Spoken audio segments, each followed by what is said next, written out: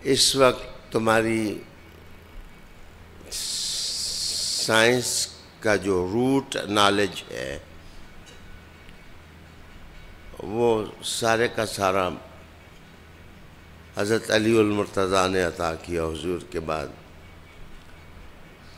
اور سائنس دانوں کے قافلے کو سب سے پہلے منظم حضرت جعفر صادق پاک نے کیا۔ میں آپ کے سامنے درس دے رہا ہوں تو آپ سب قابل عزت ہیں، قابل احترام ہیں۔ ممکن ہے کوئی ڈاکٹر بھی ہو، ممکن ہے کوئی انجینئر ہو، ممکن ہے کوئی ان پڑھ ہو، ممکن ہے کوئی پڑھا ہو، لیکن حضرت جعفر صادق رضی اللہ تعالی عنہ کی مجمع البحرین جتنے سلسلے ہیں تصوف کے آپ کی ذات سے پھوٹے ہیں۔ تو حضرت جعفر صادق کی مصروفیت کا عالم یہ تھا کہ آپ دن میں ایک درس علماء کو دیتے، دوسرا درس اس میں سائنسدان میتھمیٹیشین ان کو بلاتے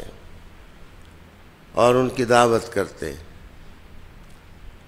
تو ان کے ساتھ مناقشے، مباحثے، ان کے سوالوں کے جواب، یہ حضرت جعفر صادق ارشاد فرماتے۔ جابر بن حیان کہتا ہے، جو لوگ سائنس سے دلچسپی رکھتے ہیں وہ جابر کو جانتے ہیں کہ اس کی امپورٹنس کتنی ہے۔ 1000 فارمولا اور ڈاگماز جو ہیں وہ ان کا موجد ہے۔ ایڈیسن جو جدید سائنسدانوں کے اندر کہا جاتا ہے کہ اس نے ہزاروں چیزیں ایجاد کی، ایڈیسن سے کسی نے پوچھا کہ آپ کس کے نقش قدم پر ہیں، اس نے کہا میں جعفر صادق کے نقش قدم پر ہوں۔ تو حضرت جابر بن حیان کہتا ہے کہ رات کے وقت جس وقت کبھی بلاتے جعفر صادق پاک تو ہمارے پاس دیوں کی کمی ہو جاتی، شمعوں کی کمی ہو جاتی،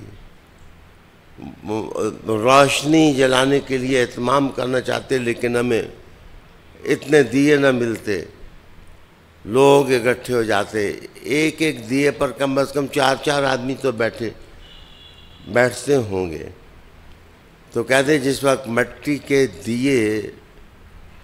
اجتماع ختم ہوتا تو ہم گنتے تو 5,000 دیے نکلتے، تو اس پر دیکھتے آپ کے ہزاروں کے حساب سے لوگ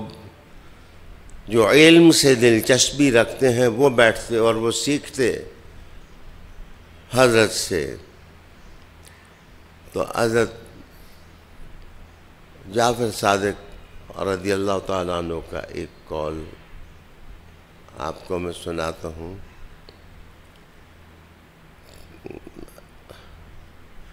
آپ نے فرمایا کہ جو شخص غبی اور نالائق ہے وہ میرے بابا کے خطبے یاد کرے، مراد مولا علی کے خطبے یاد کرے، اللہ اس کو فساد بھی دے دے گا، اللہ اس کو علم بھی عطا کر دے گا۔